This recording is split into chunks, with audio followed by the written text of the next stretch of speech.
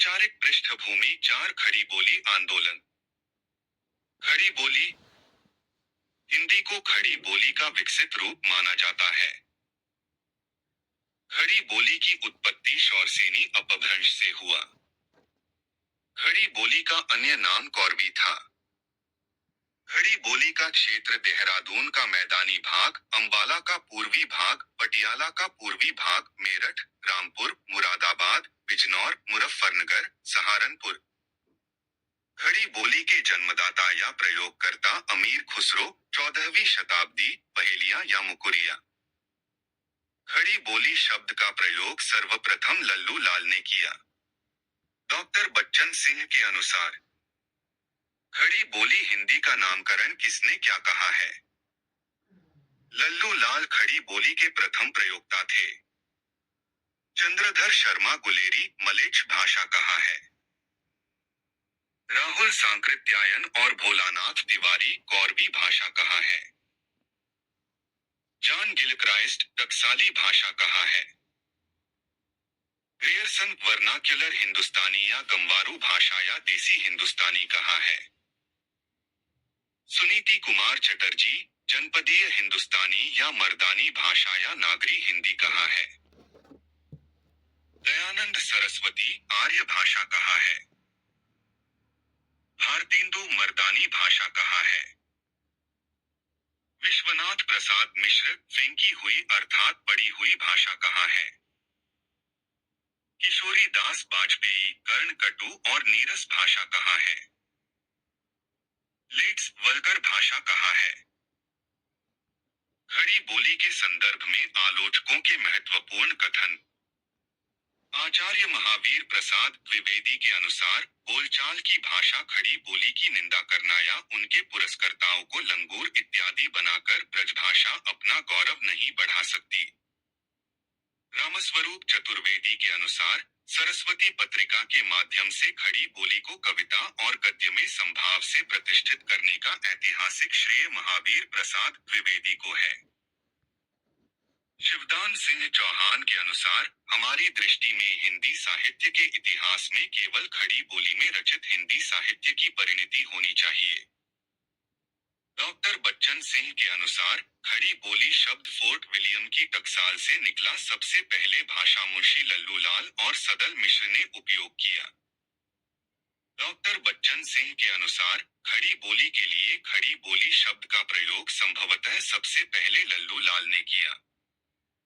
प्रताप नारायण मिश्र के अनुसार ब्रजभाषा ऊक है तो खड़ी बोली बांस। राधाचरण गोस्वामी के अनुसार खड़ी बोली रूक्ष और नीरस है। जगन्नाथ दास रत्नाकर के अनुसार खड़ी बोली एक कृत्रिम और नीरस शैली है। जगन्नाथ दास रत्नाकर के अनुसार खड़ी बोली में कविता भाव का अभाव है। ललित्य में सदा लाले पड़े रहते हैं। प्रसाद प्रसाद का गुण का पता नहीं। रस क्या रसभाव भी नहीं। न अर्थ से अर्थ न मतलब से मतलब। खड़ी बोली आंदोलन। खड़ी बोली आंदोलन की शुरुआत 1887 में हुआ। खड़ी बोली आंदोलन के प्रवर्तक अयोध्या प्रसाद खत्री थे। खड़ी बोली आंदोलन से संबंधित रचना खड़ी बोली के पद रचनाकार अयोध्या सिंह खत्री थे। खड़ी बोली आंदोलन का समय नवंबर 1887 से अप्रैल 1888 था। 19वीं शताब्दी के पहले ही खड़ी बोली की रचनाएं मिलनी शुरू हो जाती है। इसके बाद फोर्ट विलियम कॉलेज ने इसमें अपनी महत्वपूर्ण भूमिका निभाई है। 1803 में लिखी गई लल्लू लाल की रचना प्रेम सागर और सदल मिश्र की रचना चंद्रावती या नासिकेतोपाख्यान खड़ी बोली की पहली रचनाएं हैं जो फोर्ट विलियम कॉलेज में लिखी गई है। फोर्ट विलियम कॉलेज के बाहर मुंशी सदा सुखलाल नियाज व इंशा अल्लाह खान का नाम गद्य लेखक के रूप में विख्यात है। खड़ी बोली आंदोलन के समर्थक रचनाकार अयोध्या प्रसाद खत्री, श्रीधर पाठक, भारतेंदु हरिश्चंद्र, आचार्य महावीर प्रसाद द्विवेदी। खड़ी बोली आंदोलन के विरोधी रचनाकार बाबू जगन्नाथ दास रत्नाकर, राधाचरण गोस्वामी, प्रताप नारायण मिश्र, बनारसी दास चतुर्वेदी। खड़ी बोली गद्य के प्रमुख उन्नायक सदा सुखलाल। रचना सुखसागर। खड़ी बोली विष्णु पुराण को आधार बनाकर सुखसागर की रचना की। रचना मुंतक वारीख। खड़ी बोली इनकी बुद्धि प्रकाश पत्रिका नारोल बाजार का हिंदी रूपांतरण थी। इंशा अल्लाह खान। रानी केतकी की कहानी उद्यभान चरित 1803 ही। खड़ी बोली विशेष तथ्य हिंदी की पहली मौलिक लिखित गद्य कथा जिसमें खड़ी बोली गद्य साहित्य में लौकिक श्रृंगार में प्रेमाख्यानक परंपरा का सूत्रपात माना जाता है। यह शैली में हास्य प्रधान है। लल्लू लाल। सिंहासन 32 1799 ई, बेताल 25 1799 ई, माधोनल 1801 ई, शकुंतला नाटक 1802 ई, लटायफ ई हिंदी 1810 ई, ब्रजभाषा व्याकरण भाषा कायदा 1811 ई, लाल चंद्रिका 1818 ई। यह सभी रचनाएं खड़ी बोली में लिखित है। प्रेम सागर 1803 ई। खड़ी बोली प्रेम सागर या नागरी दशम चतुर्भुज मिश्र द्वारा ब्रजभाषा अनुवाद में रचित भागवत पुराण के दशम स्कंध का खड़ी बोली में अनुवाद है। सदल मिश्र। नासिकेतोपाख्यान चंद्रावली 1803 ई। खड़ी बोली उनकी रचना यजुर्वेद के आधार पर कठोपनिषद में वर्णित मछलिका की कथाका को आधार बनाकर की गई। कवि गंग। यह खड़ी बोली के आंतरिक गद्यकार कवि थे। इनका मूल नाम गंगाधर था। कवि गंग का जन्म और निधन की तिथि तथा जन्म स्थान विवादित है। वैसे यह इकनौर जिला इटावा के ब्रह्मा भट्ट कहे जाते हैं। शिव सिंह सेंगर के आधार पर मिस बंधुओं ने इनका जन्म 1512 और इनका रचना काल 1612 की माना है। आचार्य रामचंद्र शुक्ल इनका जन्म 17वीं शताब्दी के विक्रमी का अंत मानते हैं। इनका निधन संवत 1662 ही और 1665 ही के बीच हो सकता है। गंग कवि अकबर के राज दरबारी कवि थे। कवि गंग रीतिकालीन काव्य धारा के प्रथम महत्वपूर्ण कवि थे। प्रमुख रचनाएं चंद छंद वर्णन की महिमा नाटक। यह खड़ी बोली गद्य की पहली रचना है। कवि गंग की अन्य रचनाएं गंग पदावली, गंग पच्चीसी, गंग रत्नावली, गंग कवित्त, दिग्विजय भूषण। इस रचना में बीरबल और रहीम दास की दानशीलता का वर्णन है। राम प्रसाद निरंजनी। राम प्रसाद निरंजनी खड़ी बोली हिंदी गद्य के प्रारंभिक लेखक माने जाते हैं। यह पटियाली दरबार की कथावाचक थे। पटियाला रियासत की महारानी देश कौर को सुनने के लिए एकमात्र रचना भाषा योग वशिष्ठ 1941 ई में रचा। यह रचना परिमार्जित खड़ी बोली गद्य की प्रथम रचना है। खड़ी बोली के संदर्भ में विशेष तथ्य खड़ी बोली के प्रथम कवि अमीर खुसरो। खड़ी बोली शब्द के प्रथम प्रयोक्ता लल्लू लाल। खड़ी बोली शब्द के दूसरे प्रयोक्ता सदल मिश्र। खड़ी बोली की प्रथम रचना चंद्र छंद वर्णन की महिमा। खड़ी बोली के प्रथम गद्यकार गंग कवि। परिमार्जित खड़ी बोली की प्रथम रचना भाषा योग वशिष्ठ रचनाकार रामप्रसाद निरंजनी है। खड़ी बोली के प्रथम महाकवि अयोध्या सिंह उपाध्याय हरिऔध।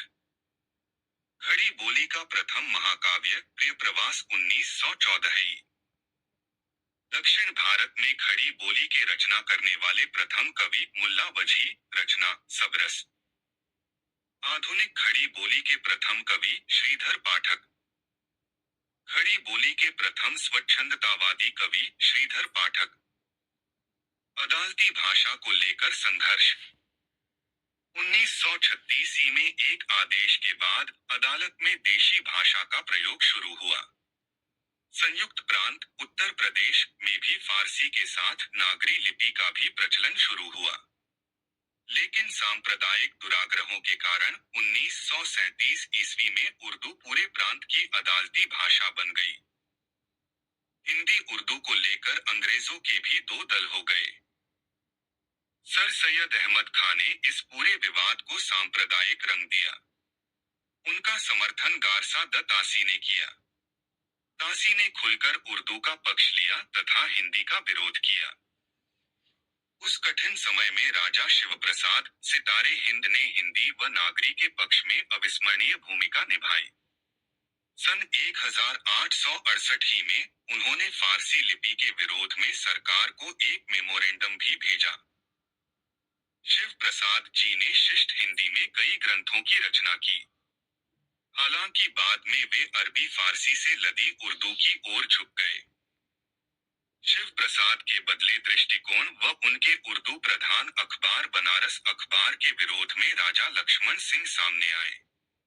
राजा लक्ष्मण सिंह ने अभिज्ञान शाकुंतलम का 1862 ही में विशुद्ध हिंदी में अनुवाद किया।